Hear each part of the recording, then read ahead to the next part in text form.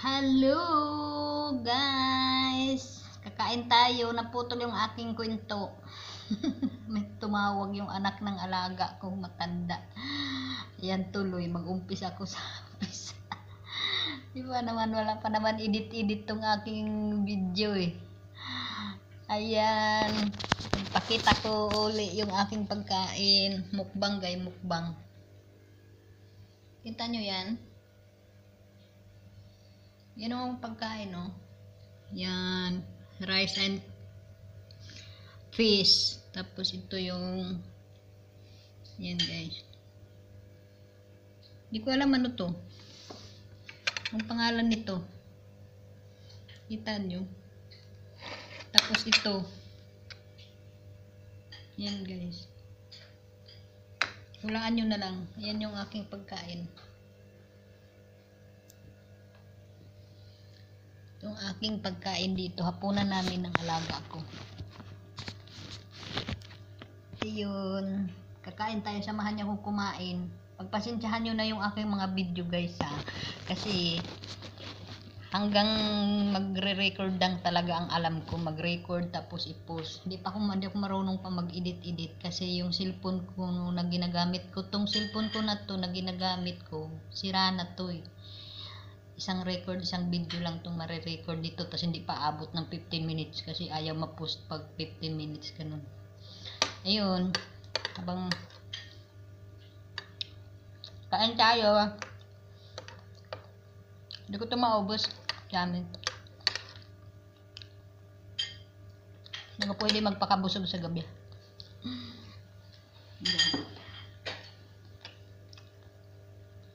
Kain tayo. Ano yata to eh? Ano to? Buto ng nangka. Parang buto siya ng nangka.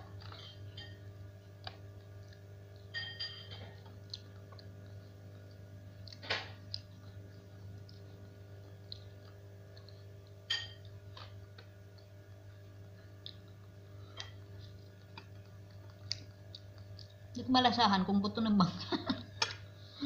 Kung buto nga siya ng nangka. Pero yung buto ng nangka sa atin parang mabilog eh.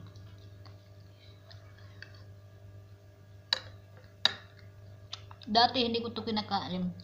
Kasi na anuhan ako ng lasa niya. Kung ano lasa niya. Ngayon parang na sanay-sanay na. Sanay-sanay na ako kumain. Pinatikim-tikim ko, tikim-tikim hanggang na ngayon. Ito guys, ano to? Harina to na sinangag muna nila, binabrown. Tapos lagyan asukal kung ano-ano. Ayan, tawag mo. Kalimutan kong tawag mo.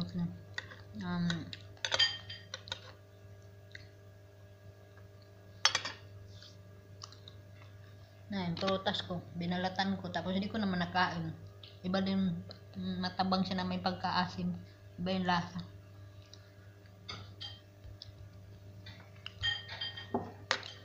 Nasawa na rin sa prutas.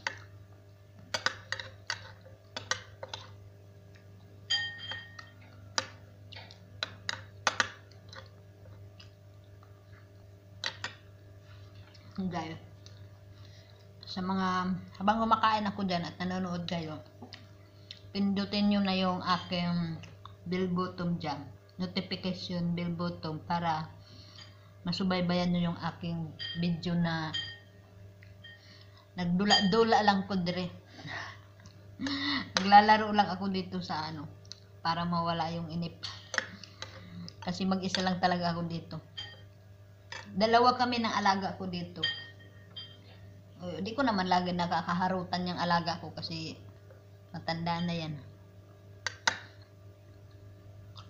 Hanggang sana papagtyagaan nyo yung aking YouTube, aking channel, panoorin.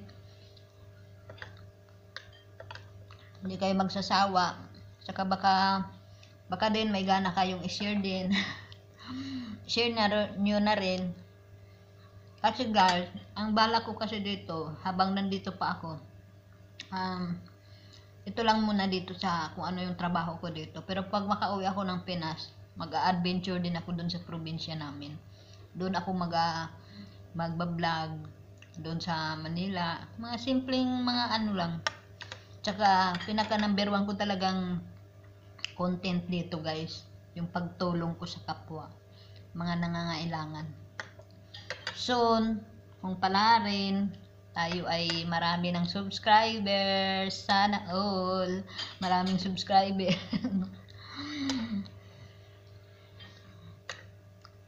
Para makatulong tayo sa ating mga kapwang Pilipino ngayon ang kailangan. Alam mo guys, tumatawa ako pero alam nyo, tinawa ko na lang. Sabi ko nga, tawa lang yung problema. Kasi may lindol sa amin talaga. Surigao del Sur, Hinatuan Surigao del Sur. Agusan, Hinatuan Surigao del Sur. Yung nalindol kanina. 6 magnitude, mahigit. Sabi 6.4 magnitude yung ano.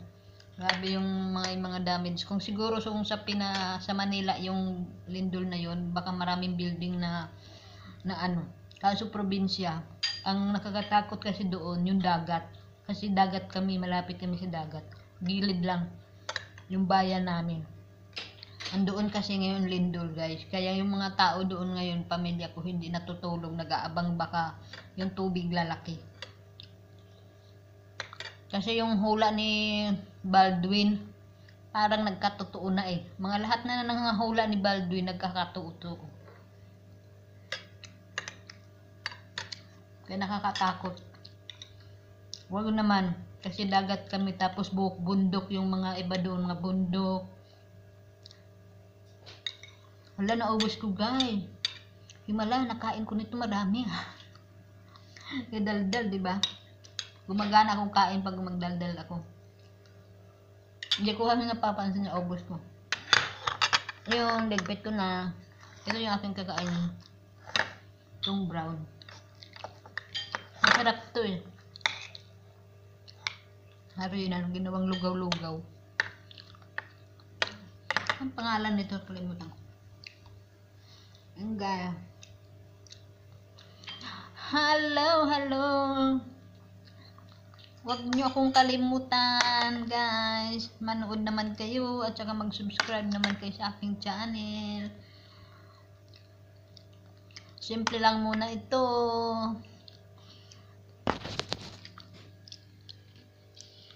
Dito ko sa kwarto ng alaga ko. Diyan ako natutulog. Ayan yung aking higaan. Nakalatag na. Ready to sleep na. Bye bye. Salamat sa inyo. Ayun nga pala. Salamat sa mga nag-subscribe sa akin. Salamat sa mga nanonood sa akin. Salamat sa nanonood ng mga video ko. Pinagtiyagaan yung akong video. Salamat po sa mga nagsusubscribe pa. Sa mga magsusubscribe pa, magpasalamat din ako. Salamat sa inyo. Kahit paano, lumagpas na siya ng 100. 100 na ang aking subscriber. Salamat. Bye-bye. God bless.